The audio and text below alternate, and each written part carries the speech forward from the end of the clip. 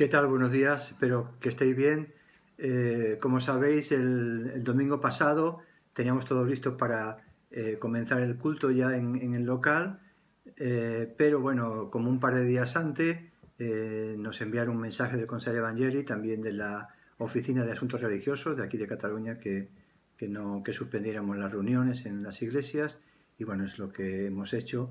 Así que bueno, estamos ahí pendiente, ¿no?, de cómo va la evolución, y bueno, estáis al corriente también de ello, ¿no? De momento tenemos que seguir así, tenemos que seguir igual, y como siempre, como cristianos tenemos que saber aprovechar las circunstancias, y una vez que ya conocemos la situación, pues seguir adelante, ¿no?, creyendo que Dios tiene el control de todo. Así que yo en esta mañana, como si estuviéramos en la iglesia, pues quiero pedirte que tengas un corazón abierto para que el mensaje que he estado pidiendo a Dios que pueda serte de bendición, pueda ayudarte en esta mañana. Así que espero que el Espíritu de Dios te pueda bendecir y acercarte más al Señor, a Jesús, ¿no? Hay tres cosas, ¿no?, que aprendemos de todo esto que estamos viviendo, ¿no?, del COVID.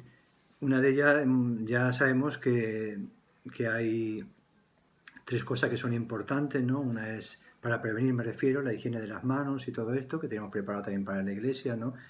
La otra cosa es el tema de la distancia y también de las mascarillas.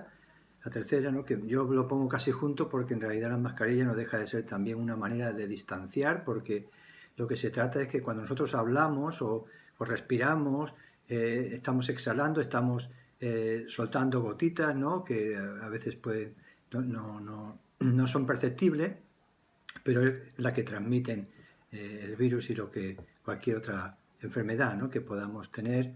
Y lo que hace la mascarilla, aunque sean de las más sencillas, de alguna manera es evitar que esto que exhalamos pueda tener un recorrido más amplio, ¿no? Así que es fundamental también. Y por último, el que es más efectivo, que ya también lo sabemos desgraciadamente, ¿no?, que es el confinamiento, es el más eficaz. Y bueno, pues ya sabemos que tiene un efecto secundario, ¿no?, que hemos aprendido que si hay mucha dosis de confinamiento, pues el tema está que afecta a la economía, ¿no? No se puede abusar de él, sino lo justo, ¿no? Entonces, viendo un poquito los datos que nos están diciendo, no podemos descartar tampoco esa medida tercera, última, ¿no? Pero vamos día a día confiando en Dios. Pero es cierto que los datos, aquí sobre todo en Cataluña, yo leía en La Vanguardia, ¿no?, en hospital en Lleida, donde es un sitio que también hay bastantes contagios, leía acerca de que el 45% de los contagios de gente que va a los centros sanitarios, decía el artículo, que son gente infectada en reuniones de amigos, y que luego posteriormente, cuando van a su casa, a su familia, pues también infectan a su familia, ¿no? Es un toque de atención muy importante, porque coincide con lo que se nos está diciendo, ¿no?, que los focos de contagios principales están en lo que son esas reuniones masivas de familiares, o de ocio nocturno, o de amigos, botellones, etcétera, ¿no? Entonces son lugares que lo que tienen en común, aparte de lo que tú hagas, que aunque bebas solo agua, pero tienen en común que la gente se relaja, la gente piensa que está con amigos o que nadie le ve, se quitan las mascarillas, no tiene el reparo de la distancia, y lo que sería esa relajación o esa no tener en cuenta o no valorar lo que es la medida de prevención, se vienen abajo, y es entonces cuando ahí el virus hace su efecto, ¿no? Incluso está pasando a nivel mundial, ¿no?, que aún hay líderes que están un poco despertando, ¿no?, pero sabemos que también ha habido líderes que han estado negando la importancia de esta infección, lo sabemos, en diferentes lugares. Y bueno, son líderes que se han hecho famosos también por su grado de irresponsabilidad, ¿no? Y también, no solamente irresponsabilidad, sino también se han batido casi récord, por decirlo de alguna manera, en contagios, ¿no? Entonces es un tema que lo vemos, que está innato en el ser humano, que es saber que hay unas medidas, saber que hay una realidad, pero subestimamos y bajamos la guardia, y luego hay unas consecuencias, ¿no? Entonces, pensando en todo esto, ¿no?, miraba también cómo Jesús, cuando él compartía, lo leemos en los evangelios, él con frecuencia usaba circunstancias del momento, de ese momento que ellos estaban viviendo, para traer una enseñanza. De esa manera cualquiera que le escuchaba sabía que lo que estaba diciendo lo podía aplicar a su vida cotidiana y lo entendía perfectamente. Entonces yo pensando en esto, ¿no? Me daba cuenta, que es lo que quiero compartir, ¿no? Que hay verdades eternas, ¿no? Que también podemos sacar de esas situaciones cotidianas, y es una de ellas la que yo quiero compartir también, de esto que estamos viviendo, ¿no? Es interesante, ¿no? Que yo pensando en esto, ¿no? Que acabo de comentar, de toda esta evolución, de cómo responde la gente y cómo el gobierno o las autoridades empiezan a sacar ya leyes y sanciones para que se tome en serio algo que se debería de tomar en serio sencillamente por iniciativa propia, por responsabilidad, ¿no? Por sentido común, ¿no? Pero no funciona así. Sabemos que, y este es uno de los errores que se ha cometido, ¿no? Entiendo yo, que simplemente se piensa que con unas palabras la gente va a responder, y no es así. Necesitamos tener sanciones. Si no llevamos el cinturón de seguridad, necesitamos tener sanciones. Si superamos la velocidad, y así podríamos hablar. Desgraciadamente es así, ¿no?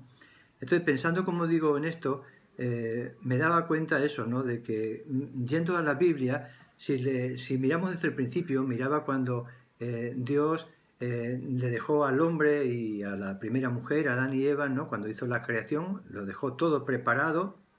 Y una de las cosas que le dijo a Adán y Eva era, una vez que tenía todo preparado, todo hecho, no tuvieron que hacer prácticamente nada, le dijo en Génesis 1:28, le dijo: fructificad, multiplicaos, llenad la tierra y soyugarla.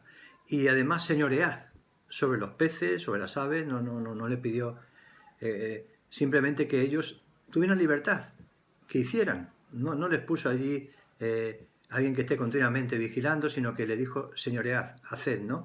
Pensando de que ellos lógicamente iban a ser responsables. Dios les pidió simplemente responsabilidad, ¿no? Y os he dado todo: plantas, árboles, tenéis animales, en fin, todo lo que he hecho es bueno, lo repite, ¿no? Ahora, cuando Dios crea al hombre y la mujer, no le deja un montón de mandamientos. Eso es muy interesante. No le deja un montón de leyes. De hecho, no le deja ninguna, salvo una sola. En esa época solo Dios le deja un solo mandamiento, ¿no? Y ese mandamiento, como digo, le dejó toda la libertad del mundo, y ese mandamiento que le deja es que no coman de un simple árbol, ¿no? Pero en realidad Dios le deja toda la libertad para que ellos guardaran, para que ellos hicieran como ellos creían conveniente. En realidad, esa generosidad de Dios también luego la vemos que Jesús la retoma cuando está hablando en el Evangelio de Mateo capítulo 21, ya, fíjate, miles de años después de aquello, ¿verdad? Jesús lo vuelve a decir, ¿no? Él pone esa parábola, ¿no? De que, bueno, pues que un padre de familia lo que hace es que planta una viña, y luego esa viña que está plantada y hecha la arrienda a otros para que ellos la administren y luego le den cuenta y se vayan, ¿no? Y él se va, perdón. Entonces, lo que dice Jesús en esta parábola, lo podéis leer en Mateo 21, 33 en adelante, es que cuando el dueño de esa viña envía a alguien para que den cuenta de cómo lo están administrando, no para quitársela, dice que lo que hace la gente, la parábola lo que dice es que cuando Dios envía a los profetas, lo que hacen es que los rechazan, los maltratan, los persiguen, y como hacen esto, vuelve a enviar el dueño de la viña otros mensajeros, otros profetas, y dice que todavía es peor, porque al final no solamente le pegan, le insultan, sino que además le matan. Y sigue diciendo Jesús un poco más una parábola que es profética, ¿no? Que es un poco más, que sigue diciendo, dice, bueno, el hombre, el dueño, el padre de la familia y el dueño de la viña, dice, bueno, enviaré a mi hijo a ver si le hacen más caso. Todos sabemos que simboliza a Jesús, ¿no? Y lo que dice Jesús es que cuando esta gente ve al hijo, pues dice, bueno, este es el nuestro. Si eliminamos al hijo, ya está todo hecho, ¿no? Entonces matan también al hijo, ¿no? Y el mismo Jesús le pregunta a la gente que estaba escuchando esto, ¿no? Dice, ¿qué pensáis que hará el Señor de la viña cuando Él venga, ¿no? Y ellos mismos, con sentido común, le dicen, pues bueno, lo que hará es que destruirá a los malos sin misericordia. y arrendará su viña a otros. Este era el dictamen que hace la gente que escuchaba a Jesús, ¿no? Y esas mismas palabras, ¿verdad?, que Jesús está diciendo, es la que Dios le está dando, ¿no?, allí a Adán y Eva. No le pone grandes cosas, ni le hace un montón de contratos, ¿no? Pero desgraciadamente el ser humano, yo me he dado cuenta que tiene lo que llamamos el síndrome del ocupa, ¿no?, que ahora está muy en auge y con mucha preocupación para mucha gente, ¿no? Y el síndrome del ocupa, que es pensar de que nadie nos puede echar de aquí de la tierra, que nosotros hacemos lo que nos da la gana, y da igual si la tierra tiene dueño. El síndrome del ocupa, da igual si es dueño, yo aquí la tierra hago lo que quiero, y no es así. Ni puedes quedarte siempre en la tierra, ni podemos quedarnos siempre, y tampoco puedes pasar del dueño, porque un día tendremos que dar cuenta. Y de alguna manera eso lo entendió Job, ¿no?, cuando Dios estaba hablando con él en el capítulo 41, versículo 11, cuando Dios está hablando con Job, le dice, Dios le pregunta a Job, ¿no?, en ese momento que Job está recapacitando, Dios le dice, ¿quién me ha dado a mí primero para que yo restituya? Como diciendo, si soy yo el que he creado todo, ¿no? Y dice, todo lo que hay debajo del cielo es mío, le dice Dios. O sea que la tierra, el lugar que Dios nos ha dado, no es un lugar sin dueño, tiene un dueño. Únicamente que es un dueño generoso, que nos lo ha dado para que nosotros trabajemos, para que nosotros administremos, ¿no? Es fantástico, ¿no? Yo hay una frase que digo a veces, ¿no?, que Dios nos ha dado a nosotros la libertad de decidir y también una responsabilidad del administrador. Tenemos las dos cosas, tenemos libertad para decidir, pero a la vez tenemos la responsabilidad para administrar. Así que tenemos la misma libertad que un administrador, ¿no?, que puede decidir, tomar sus decisiones, pero al final tenemos que dar cuenta. Esto no tenemos que olvidarnos, ¿no? Y como he dicho, solamente Dios le deja un mandamiento nada más a Adán y a Eva. Y ese mandamiento lo conocemos, ¿no?, que le dice, y mandó Dios al hombre diciendo, de todo árbol del huerto podrás comer, más el árbol de la ciencia del bien y del mal no comerás, porque el día que comieres morirás, ¿no? Nada más, solo eso, solo un mandamiento nada más. Tenían cientos de árboles, o miles, no lo sabemos, porque no tenemos ninguna fotografía en YouTube del paraíso, pero tendrían miles de árboles, cientos de árboles, tenían plantas, tenían animales, tenían de todo, y solo un mandamiento, no comáis de ese árbol. Y Dios, ¿verdad?, que es el centro de lo que quiero compartirte. Los mandamientos de Dios, tiene que ver con el título que he puesto, son para protegernos. Los mandamientos de Dios no son para arrinconarnos, como le hizo, un solo mandamiento nada más. Tenían árboles de sobra, no es decir, bueno, es que a mí me apetece comer una fruta, pero si tienes árboles de todos los colores. Solo le puso uno, ¿no? Y Dios lo hizo para protegerle ¿de qué? Pues mira, protegerle, entiendo yo, ¿verdad?, leyendo todo esto, protegerle de la desobediencia. Porque la desobediencia, como veremos un poquito más adelante, es lo que arrastra todo lo demás. Hay una de las cosas que uno aprende cuando es padre, ¿no?, que cuando tiene hijos pequeños, uno de los retos más importantes de los padres, hablo de padres normales, no padres que abusan o padres que hacen barbaridades. Hace poco salía una noticia de un niño o una niña, no sé si de 7 o 8 años, que estaba por la carretera andando y su padre, un irresponsable, ¿no?, lo encontró la Guardia Civil. Hablo de un padre normal. La inquietud de un padre normal es enseñar al niño mandamientos, por llamarlo de alguna manera, reglas, llaman reglas, mandamientos, leyes, es lo mismo, para protegerle. ¿Cuáles son esas que hemos enseñado todos a nuestros hijos? Mira, no metas las manos en los enchufes, aunque ya son más complicados. No toques el fuego, no toques la cocina cuando está ardiendo. No te subas en una silla al balcón o una banqueta al balcón que te puede caer. Y así podíamos añadir, no tires del cajón que se te puede caer en la cabeza. No cojas un cuchillo que te puedes cortar. Y así, ¿verdad? Este es lo hacemos nosotros. Y son mandamientos, no uno, son muchos mandamientos que le ponemos a nuestros hijos. ¿Por qué? Porque le amamos. Aunque ellos no lo entienden, como tú y yo no entendemos, o o la mayoría de nosotros a veces no entendemos los mandamientos de Dios. No, hablo de mandamientos que luego hablaré un poquito más. No abuso del mandamiento, ni tampoco mandamientos de hombre, que es lo que la religión ha exportado, ¿no? Y ha hecho tanto daño. Pero los mandamientos de Dios son para protegernos. Y recuerdo una historia un poco triste, hace ya años, viajando en una furgoneta con mis tíos y mi madre y mis hermanos. Era en Portugal, si no recuerdo mal. Y recuerdo que en ese momento lo que sucedió es que se paró esa furgoneta para recoger un matrimonio y tenían un niño. Y recuerdo perfectamente, no se me olvida, que ese niño, el matrimonio venía llorando con mucha urgencia, ¿no? Muy preocupado, y el niño también llorando. Y el tema era que el niño había cogido una botella de lejía y se la había bebido, había pegado un trago, ¿no? Como si fuera una Coca-Cola, ¿no? Yo no voy a entrar si los padres ahí fueron responsables o no fueron responsables, no voy a entrar en eso, pero lo que sí voy a entrar es que ojalá esos padres hubieran prohibido que el niño se acercara a esa botella de lejía, sin conocer el caso. No estoy juzgando a esa... pero es un caso real, ¿verdad? Y eso fue muy duro. Yo me quedé impactado porque era muy jovencito, muy niño, no tenía mucha capacidad para asimilar ciertas cosas, no se me olvida. Y en realidad, como digo, los mandamientos de Dios son para protegernos. El que los vea de otra manera es porque desconoce los mandamientos de Dios en su origen, ¿no? Y entonces, el problema que tenemos es que subestimamos los mandamientos de Dios, no le damos importancia, como pasa con esto que hemos hablado al principio, ¿no? Y yo veo aquí 4 enseñanzas, ¿no?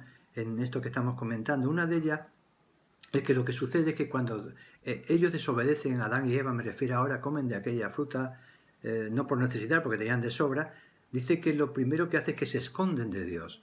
Dios no le había todavía acusado de nada, pero ellos por su propia conciencia. Es por eso que Dios le dejó un solo mandamiento, pero le dejó también una conciencia que tenemos todos para saber el bien y el mal, ¿no? Entonces ellos se escondieron de la presencia de Dios. Y Dios le dice, ¿pero qué hacéis? ¿Por qué os escondéis, no? Dios lo sabía, pero para que ellos pensaran. Así que una de las cosas que hacemos, ¿verdad?, cuando desobedecemos los mandamientos, es que los mandamientos no nos hacen, desobedecer un mandamiento nos lleva a escondernos, ¿no?, a avergonzarnos a veces, ¿no? Aunque cuando se endurece la conciencia eso no sucede, ¿no? Y otra cosa que sucedió es que dice que se vieron desnudos, estaban desnudos, pero en ese momento ellos se ven desnudos, ¿no? Y es como si de alguna manera se hubieran quedado desprotegidos, se veían como desprotegidos. Y es otra de las cosas que sucede cuando desobedecemos los mandamientos de Dios. Perdemos la protección. Nos sentimos espiritualmente desprotegidos, ¿verdad? Dejamos de sentir esa paz de Dios, ¿no? Y alguna vez lo he dicho, ¿no? He dicho muchas veces que esa desprotección, cuando estamos en desobediencia, afecta nuestra vida espiritual, de tal manera que he dicho muchas veces que el diablo no teme nuestros dones en absoluto. El que tú tengas muchos dones, el diablo eso no le asusta, él tiene más dones que tú. Satanás tiene más dones que tú. Lo que Satanás teme es la santidad. Y entendiendo santidad no como una persona santurrona, sino simplemente como alguien que obedece los mandamientos de Dios de forma sencilla, ¿no? Porque no obedecer los mandamientos de Dios nos hace como ellos sentirnos desnudos y abrimos una puerta, ¿no?, para que ahí pueda el diablo engañarnos y hacer cualquier otra cosa, ¿no?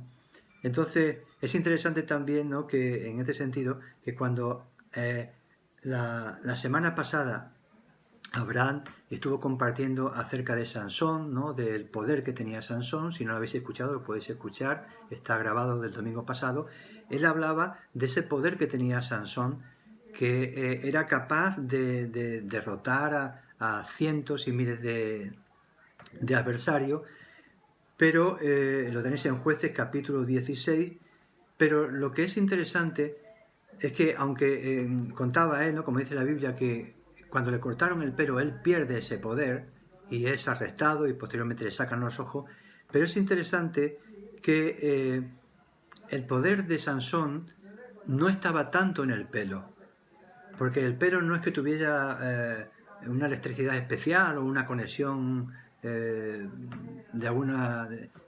sencillamente lo que dice la Biblia es que cuando Sansón tenía esa fuerza es cuando repite que el Espíritu Santo venía sobre él, o sea, que era el Espíritu Santo que venía sobre él. Y de hecho, cuando ya le cortan el pelo, ¿no?, él piensa que viene el enemigo y que va a luchar igual. Pero la Biblia lo que dice es que él no se da cuenta hasta que se levanta y quiere defenderse, que no tiene esa fuerza, no se da cuenta que Dios se había apartado de él. En realidad es un poquito como Adán y Eva. No, lo importante no es el pelo corto o el pelo largo, lo importante no es el hecho de que comieran de un árbol o dejaran de comer de un árbol. La esencia es la desobediencia. Y lo que pasó con Sansón fue exactamente igual. Él desobedeció porque él tenía también un mandamiento de Dios, ¿no? Que él tenía, con el voto del nazareo, tenía que estar sin cortarse el pelo, ¿no? Entonces él desobedeció y en definitiva los mandamientos son para protegernos. No nos quedemos con un árbol, con el pelo corto o pelo largo, con supersticiones, es obediencia. Dios lo que nos está enseñando una y otra vez es obediencia, ¿no? Así que por otro lado, sucede también, volviendo a Adán y Eva, que ellos no reconocen tampoco. Cuando Dios le pregunta, bueno, ¿por qué habéis hecho esto? ¿No? ¿Sabéis que no? Y dice, bueno, se echan la culpa el uno al otro, ¿no? El hombre le echa la culpa a la mujer le echa la culpa a la serpiente, etcétera, etcétera. No reconocen. Otro error grande, ¿no? Cuando 1 de Juan 1, 1 de Juan capítulo 1, 9 dice que si confesamos nuestros pecados, Él es fiel para perdonarnos. Pero si decimos que no pecamos, le hacemos mentiroso a Dios.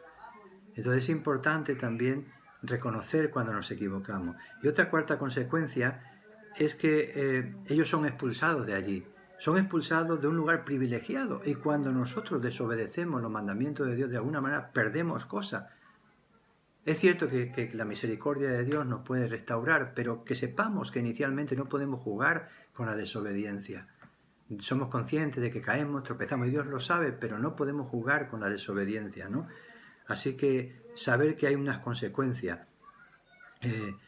En realidad, los mandamientos de Dios, como he dicho antes, son para cuidarnos, no son para tenernos prisioneros. Pero también es verdad, como decía antes, que el hombre hacemos dos cosas con los mandamientos de Dios, ¿no? Aparte de obedecerlo, que tal vez sea en menos ocasiones, una de ellas es ignorarlo y la otra es distorsionarlo. Y es donde me quiero centrar ahora, en distorsionar los mandamientos de Dios, que es lo que sucede también.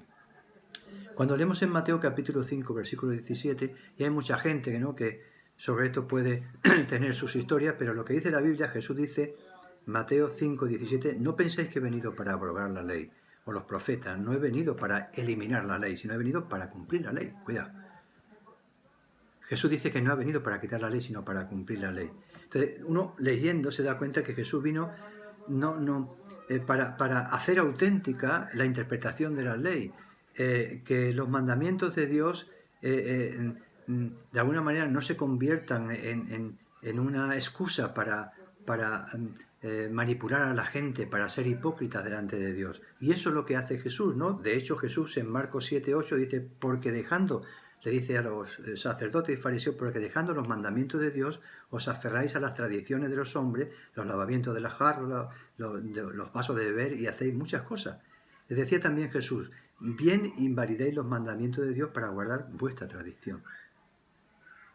Y en realidad es lo que estaba diciendo antes, lo que hace mucho daño a lo que es los mandamientos de Dios, la idea del mandamiento de Dios, es la distorsión que se hace, de la hipocresía que se hace, ¿no? De hecho, Jesús fue muy duro con los fariseos. Cuando leemos en Mateo capítulo 15, Jesús le está mencionando el texto de Isaías 29, que ya también estaba pasando lo mismo, ¿no?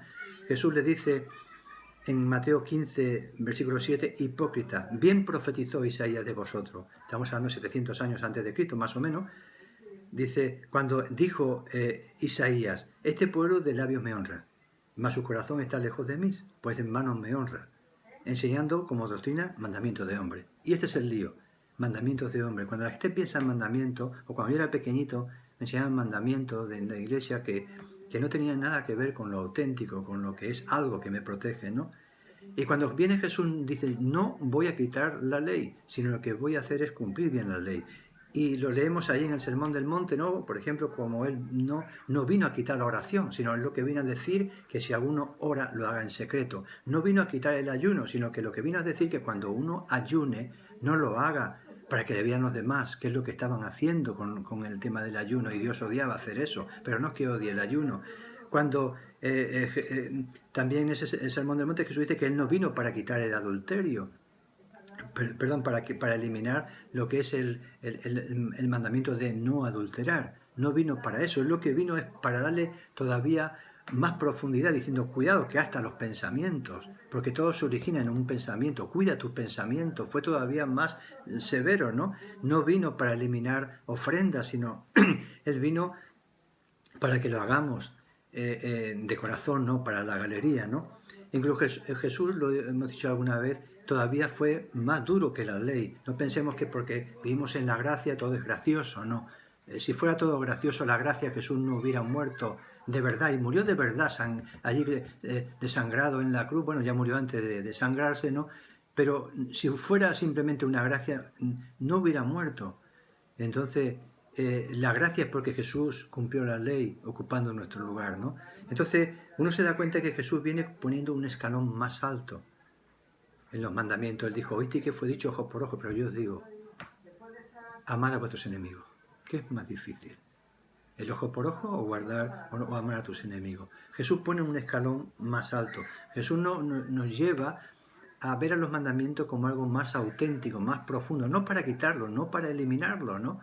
Y cuidado con todas estas corrientes modernas que nos vamos a los extremos. Por un lado están los judaizantes que quieren volvernos al tema de todo lo que es el rito, como hemos dicho antes, las ceremonias, el tema de circuncisión como rito y todos temas concretos. Y lo que Jesús dejó como ceremonia fue el bautismo, ¿verdad? Y el casamiento, lo sabemos, ¿no? Y todo lo demás son cosas que nosotros lo hacemos, son formas que hacemos las cosas, ¿no?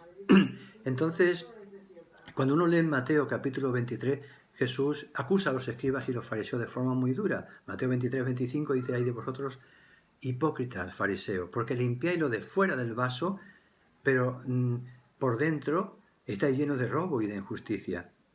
Fariseo ciego, limpia primero lo de dentro del vaso y del plato, para que también lo de fuera sea limpio. Y ese es el equilibrio que Jesús está mostrando aquí. No le está diciendo que no es importante limpiar lo de fuera del vaso.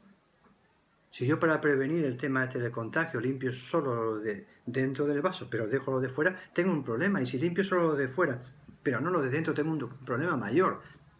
Porque lo de dentro es lo que voy a llevar a mi boca, el líquido que hay adentro, ¿no? Entonces Jesús no le está diciendo que solo limpien lo de dentro, está diciendo que es más importante lo de dentro, pero que también, lo dice aquí primeramente, pero limpia primero lo de dentro del vaso para también limpiar luego lo de fuera.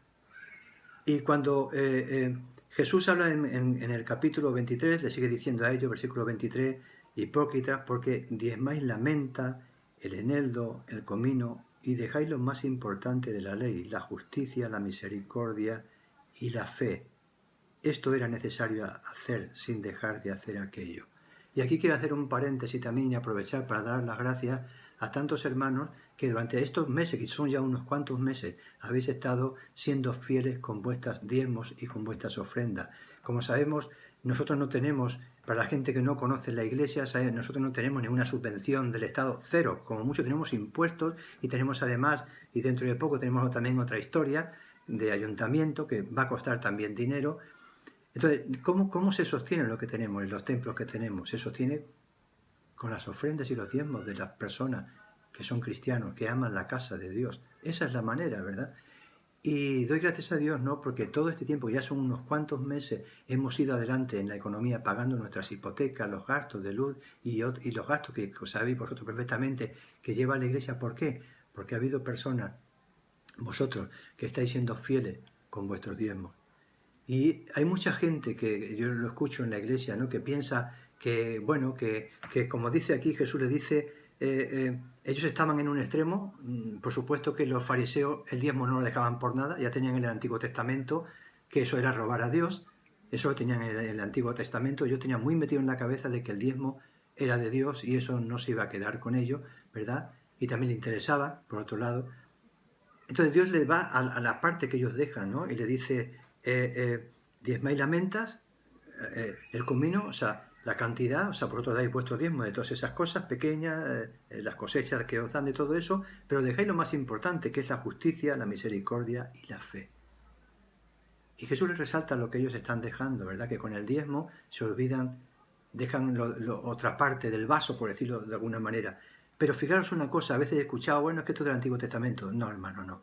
Tienes que conocer los mandamientos de Dios. Aquí está hablando Jesús a los fariseos, no está hablando ni Pablo, ni está hablando Pedro, está hablando el mismo Jesús. Y fíjate lo que dice este texto, ¿verdad? De Mateo 3:23. Dice, diezmáis la menta, el eneldo y el comino, muy bien, pero dejáis lo más importante de la ley, la justicia, la misericordia y la fe.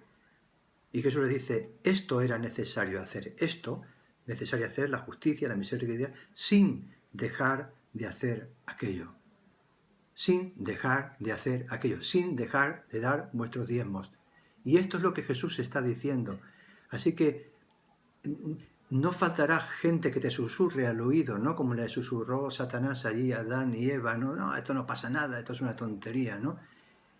Y por supuesto que todo esto es voluntario, pero yo tengo que predicarte lo que dice la palabra de Dios y que nadie te engañe. Estas palabras son de Jesús, tan palabras como las que le está diciendo a los fariseos que no pueden dejar ni la justicia, ni la misericordia, ni la fe. Y recuerda, los mandamientos son para protegernos.